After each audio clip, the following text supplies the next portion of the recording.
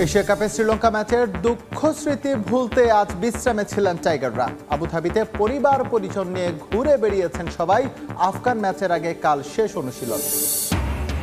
টাইগারদের এশিয়া কাপের পারফরমেন্স হতাশাজনক। ব্যাটারদের দায়িত্বহীনতায় ক্ষুব্ধ প্রতিক্রিয়া নান্নুর। আফগানিস্তানকে হারাতে অল আউট অ্যাটাকের পরামর্শ।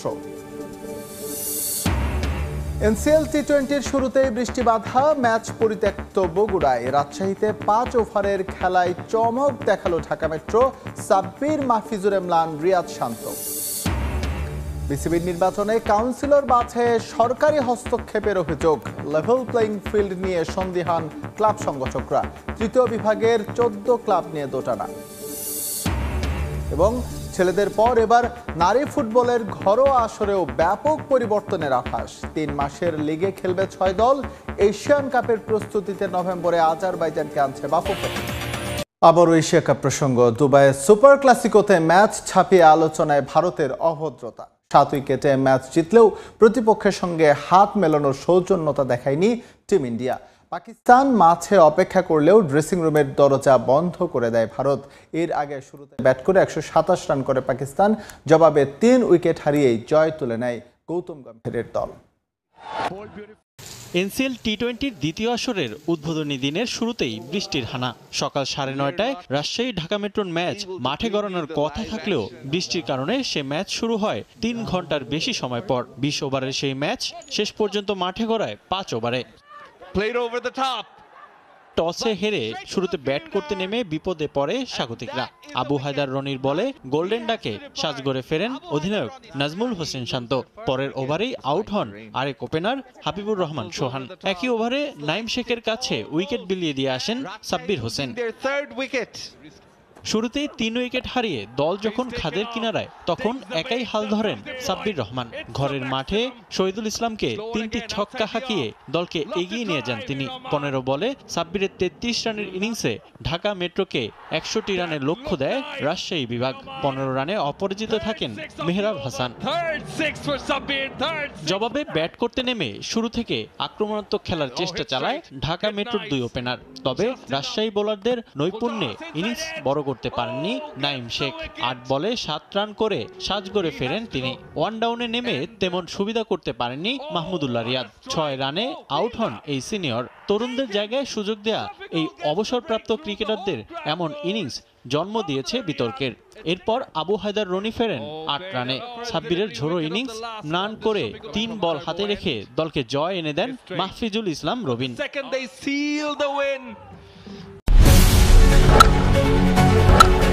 একটা আন্তর্জাতিক টি-20 ম্যাচে প্রথম 14 বল পর্যন্ত স্কোরবোর্ডে কোনো রান নেই, তাও আবার সেই দলটা বাংলাদেশ। দর্শক থেকে বিশ্লেষক সবাই যেন বিশ্বাস করতে পারছিল না নিজেদের চোখকে। প্রথম 2 ওভারে পড়ল 2 উইকেট, অথচ রানের খাতা শূন্য। এমন বিভীষিকাময় শুরুর পরও কি লড়াই ফিরতে পারে কোনো দল? বাংলাদেশের ব্যাটিং ইনিংস যেন এক নাটকীয় সিনেমা। কখনো ভাঙা স্বপ্ন, কখনো অপ্রত্যাশিত লড়াই। চলুন দেখে নেই সেই ম্যাচের পুরো গল্প। ক্রিকেটে অনেকে বলেন ভালো শুরু মানেই ম্যাচের অর্ধেক জেতা, কিন্তু বাংলাদেশের বিপরীতে ঘটল তার উল্টো রূপ। শ্রীলঙ্কার বিপক্ষে ইনিংসের প্রথম 14 বল পর্যন্ত স্কোরবোর্ডে ছিল 0, অথচ উইকেট কলামে লেখা হয়ে গেছে 2টি আউট। প্রথম ওভারের শেষ বলে তানজিদ হাসান বোল্ড হয়ে ফেরেন। পরের ওভারে চতুর্থ বলে দুষ্পান্থা চানিরা ডেলিভারিতে উইকেট কিপারের হাতে ক্যাচ দিয়ে আউট হন পারভেজ ইমন। 2 ওপেনারের বিদায়ের পরও কোনো রান ওঠেনি। 14 বল অবধি বাংলাদেশকে খালি হাতে দেখতে হয়েছে দর্শকদের। অবশেষে লিটন দাস প্রথম রান তুললেন, কিন্তু তাতেই কি মুক্তি মিলল? মোটেও না। এরপরে হৃদয় এক অদ্ভুত রান আউটের শিকার হন। ইনফর্ম ব্যাটার হয়েও মাত্র 8 রান করে বিদায় নিলেন। অথচ তার জায়গায় সাইফ হাসানকে বসিয়ে রেখেছিল টিম ম্যানেজমেন্ট। চাপের মুহূর্তে ভরসা রাখতে গিয়ে আরও গভীর সংকটে পড়ল বাংলাদেশ। লিটন দাস কিছুটা চেষ্টা করেছিলেন চাপ সামাল দিতে।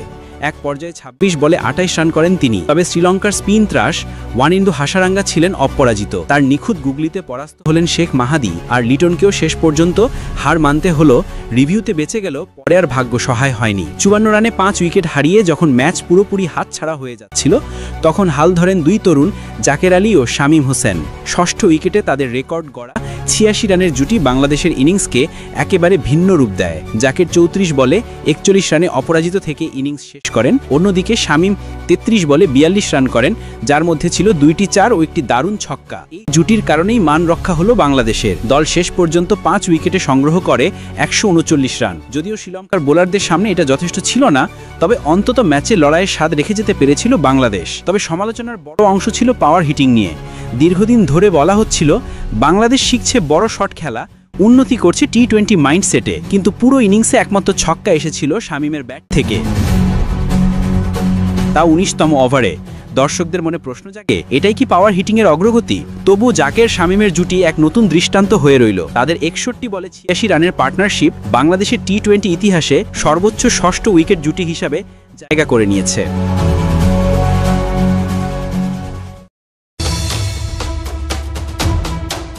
এশিয়া কাপে এবারের ভারত পাকিস্তান ম্যাচের আবহটা ছিল ভিন্ন রকম। রাজনৈতিক অস্থিরতার কারণে এবার দুই ক্যাম্পেই এই ম্যাচ যুদ্ধের আবহ তৈরি করেছে। দুবাই আন্তর্জাতিক ক্রিকেট স্টেডিয়ামে দু দলের দর্শক উপস্থিতিও প্রায় সমান সমান হয়েছে। খেলা শুরু হলো, কেউ কিছু বুঝে ওঠার আগে উইকেটও পড়ল। মুহূর্তেই পাকিস্তান ক্যাম্প নীরব। 0 রানে প্যাভিলিয়নের দিকে সাইম আইয়ুব।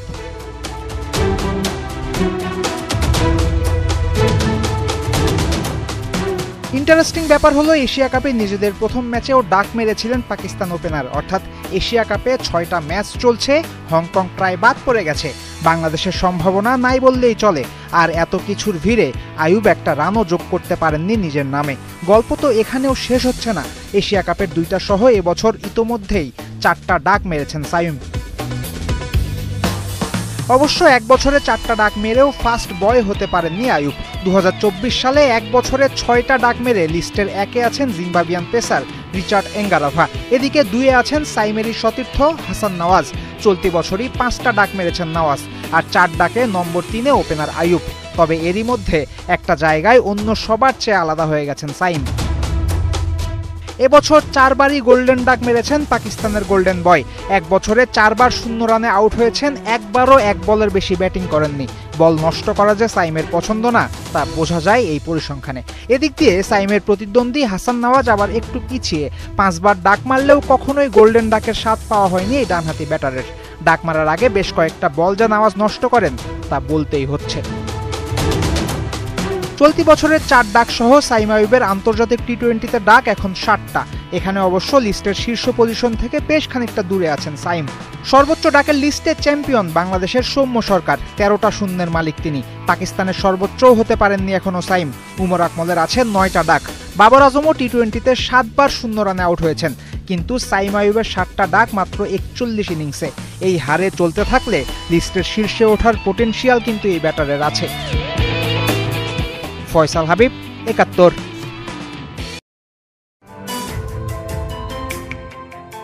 ভারতীয় ক্রিকেটের অন্যতম তারকা পেসার মোহাম্মদ শামি। মাঠে যেমন আলোচনায় থাকেন তিনি, তেমনি বিতর্কিত হয়েছেন তার ব্যক্তিগত জীবন নিয়ে। 2014 সালে মডেল ও অভিনেত্রী হাসিন জাহানের সঙ্গে গাঁটছড়া বাঁধেন তিনি, কিন্তু সময়ের সাথে সাথে পারিবারিক কলহের জেরে তাদের বিচ্ছেদ ঘটে 2018 সালে। বিবাহ বিচ্ছেদের সেই মামলা এখনো লড়ে যাচ্ছেন শামি। ব্যক্তিগত জীবনকে একপাশে রেখে আন্তর্জাতিক ক্রিকেটের সাফল্য ধরে রেখেছেন এই তারকা পেসার। তবে সম্প্রতি এক টিভি অনুষ্ঠান আপ কি আদালতে জানালেন বিয়ে নিয়ে তার না বলা সব কথা। জীবন আমাদের অনেক কিছু শেখায়, স্বীকার করতে কোনো অসুবিধা নেই। আমার জীবনের সবচেয়ে বড় ভুল বিয়ে। আমি কাউকে দোষারোপ করতে চাই না, আমার ভাগ্যটাই খারাপ। সর্বোচ্চ পর্যায়ে খেলার সময় ব্যক্তিগত জীবন নিয়ে ভাবতে হয়েছে। একদিকে বাড়ির পরিস্থিতি সামলানো, অন্যদিকে দেশের হয়ে পারফর্ম করা। এমন পরিস্থিতি প্রচণ্ড মানসিক চাপ তৈরি করে। এসব বিষয় নিয়ে নেটিজেনদের কাছ থেকে অনেক কটূক্তি শুনতে হয়েছে শামিকে। জীবনের কঠিন এই মুহূর্তে সবসময় পাশে পেয়েছেন দলের সতীর্থদের। বিশেষ করে কোহলির কাছ থেকে পরামর্শ নিয়েছেন কিভাবে নিজেকে ঠান্ডা রাখা যায়। দুজনের মধ্যে গড়ে ওঠে সখ্যতাও। এমনকি গত চ্যাম্পিয়ন্স ট্রফি জয়ের পর দেখা যায় শামির মায়ের পায়ে হাত দিয়ে প্রণাম জানান কোহলি। মায়ের সাথে অনেকবার ফোনে কথা বলেছে কোহলি, কিন্তু কখনো দেখা হয়নি। মা অনেক বছর পর আমার খেলা দেখতে মাঠে গিয়েছিলেন। কোহলিকে জানালাম মা এসেছে, শুনেই মায়ের সঙ্গে দেখা করতে যায় সে। এদিকে বেশ কিছুদিন ধরেই ফিটনেসের সমস্যায় ভুগছেন শামি। তার আশা দ্রুতই চিরচেনা মাঠে ফর্ম নিয়েই ফিরবেন তিনি। দুর্ভাগ্য যেন পিছুই ছাড়ছে না লিওনেল মেসির ইন্টার মায়ামির। এবার লিওর পেনাল্টি মিসে বড় ধাক্কা খেলো তারা। 2022 সালের পর প্রথমবারের মতো পেনাল্টি মিস করলেন আর্জেন্টিন তারকা। মেসির ব্যর্থতার দিনে ম্যাচের নায়ক বনে গেছেন শার্লটের ইদান টোকলোমাতি। ব্যাংক অফ আমেরিকা স্টেডিয়ামে প্রথমার্ধের 31 মিনিটে ভিআর এর সিদ্ধান্ত পাওয়ায় পেনাল্টিতে পানেনকা শটে গোলের চেষ্টা করলেও শার্লট গোলরক্ষক কলিনা তার রুখে দেন। এর খানিক বাদেই ইদান টোকলোমাতির গোলে এগিয়ে যায় শার্লট। দ্বিতীয়ার্ধে আরও 2 গোল করে নিজের হ্যাট্রিক পূরণ করেন টোকলোমাতি, যার একটি আসে পেনাল্টি থেকে। 80 মিনিটে দ্বিতীয়ার্ধে হলুদ কার্ড দেখে মাঠ ছাড়েন মিয়ামির ডিফেন্ডার টমাস আভিলেস। 10 জনের দলে পরিণত হওয়া মায়ামি আর ফিরতে পারেনি ম্যাচে, হেরেছে 3-0 ব্যবধানে। লুইস সুয়ারেজের নিষেধাজ্ঞায় খেলতে না পারা দলটি হারের হতাশা নিয়ে পরবর্তী ম্যাচে মঙ্গলবার সিয়াটলের বিপক্ষে মাঠে নামবে। মায়ামি কোচ মাস্টেরানোর ভাষায় পরের ম্যাচ জয়ে ফেরাই তাদের একমাত্র লক্ষ্য। ফুটবল মাঠে তিনি ম্যাজিক্যাল। প্রতিপক্ষকে নাস্তানাবুদ করে দিনকে দিন হয়ে উঠেছেন বার্সেলোনার প্রাণভোমরা। সেই ইয়ামালি আবার মাঠের বাইরের বিতর্কিত কর্মকাণ্ড দিয়েও প্রায়ই হন খবরের শিরোনাম। এবার এই তারকা ফরওয়ার্ডের কারণেই রীতিমতো বাকযুদ্ধে জড়িয়ে পড়েছে বার্সেলোনা এবং স্পেনের ফুটবল ফেডারেশন। লা লিগায় ভ্যালেন্সিয়ার বিপক্ষে ম্যাচের আগে শনিবার বার্সেলোনা ট্রেনিংয়ে দেখা যায়নি লামিন ইয়ামালকে। ফ্যানদের মনে তখন প্রশ্ন, হঠাৎ কি হলো এই ফরওয়ার্ডের? উত্তর পাওয়া গেল প্রি ম্যাচ প্রেস কনফারেন্সে, যেখানে বার্সা কোচ হ্যান্সি ফ্লিক জানান চোটে পড়েছেন স্প্যানিশ এই তারকা। তবে এই চোটের পেছনে স্পেনকে দায়ী করে এই জার্মান কোচ স্প্যানিশ ফুটবল ফেডারেশনের বিরুদ্ধে আনেন বিস্ফোরক সব অভিযোগ। হ্যান্সি ফ্লিক প্রেস কনফারেন্সে দাবি করেন পিউবিসে খানিকটা অস্বস্তি নিয়েই স্পেনের হয়ে খেলতে গিয়েছিলেন এই বার্সেলোনা ফরওয়ার্ড। এমনকি সেখানে ট্রেনিংও করেননি তিনি। তবুও পেইনকিলার খাইয়ে বুলগেরিয়া আর তুরস্কের বিপক্ষে 2 ম্যাচে 140 মিনিটেরও বেশি ইয়ামালকে খেলিয়েছেন দেলা ফুয়েন্তে। আর তাতেই এই ফরওয়ার্ডের ইনজুরি কন্ডিশন হয় আরও খারাপ। সোজা কথায় ফুটবলারদের ফিটনেসের ব্যাপারে স্পেন উদাসীন তোলেন এমন গুরুতর অভিযোগ। শুধু তাই না, হ্যান্সি ফ্লিক এও বলেন তার সঙ্গে স্পেন কোচ দেলা ফুয়েন্তের খুব একটা যোগাযোগও নেই। এমন সব অভিযোগের পর চুপ থাকেনি Royal Spanish Football Federation. Hansi ফ্লিককে তারা দিয়েছে কড়া জবাব। আরএফইএফ জানিয়েছে ইন্টারন্যাশনাল ডিউটিতে ইয়ামাল যখন স্পেনে যায় তখন বার্সেলোনার পক্ষ থেকে এই ফরওয়ার্ডের কোনো ইনজুরি সম্পর্কে তাদের কোনো তথ্য বা সতর্কতা দেওয়া হয়নি। তাছাড়া স্পেন দলের ফিজিও তার মেডিকেল চেকআপের সময়টাতে পায়নি ইয়ামালের কোনো ফিজিক্যাল ইস্যু। ইঙ্গিতটা স্পষ্ট, এই ফরওয়ার্ডকে পেইন কিলার দেওয়ার কোনো যৌক্তিকতাই নেই ওদের। হ্যান্সি ফ্লিকের দেলা ফুয়েন্তের সঙ্গে খুব একটা যোগাযোগ নেই এমন দাবিও উড়িয়ে দিয়েছে স্পেনের ফুটবল ফেডারেশন। তাদের দাবি বার্সেলোনার সঙ্গে নিয়মিত যোগাযোগ রাখেন স্পেনের ফুটবল ফেডারেশনের কর্মকর্তারা। স্পেন আর বার্সেলোনার এমন কাদা ছোড়াছুরির নাটকে ইয়ামালের ইনজুরিতে পড়া নিয়ে তাই তৈরি হয়েছে ধোঁয়াশা। তবে দোষ জারি হোক, ভ্যালেন্সিয়ার বিপক্ষে তো বটেই, চ্যাম্পিয়ন্স লিগে নিউক্যাসল ইউনাইটেডের বিপক্ষেও যদি ইয়ামাল না থাকেন তবে নিঃসন্দেহে তা ভোগাবে বার্সেলোনাকেই।